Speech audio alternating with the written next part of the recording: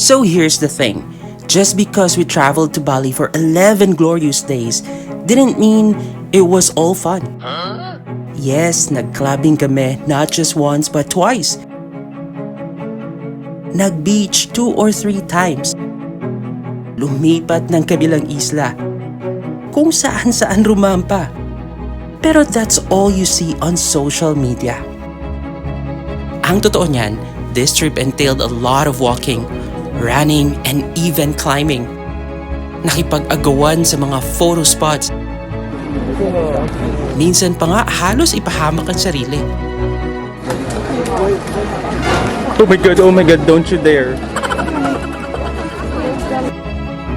No, please don't. At di lang yun, naranasan din naming maglakad ng nakapaa.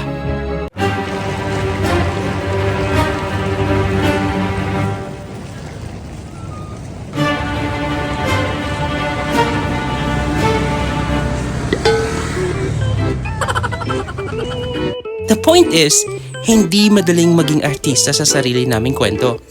Kaya kung ako ikaw, i-like mo to.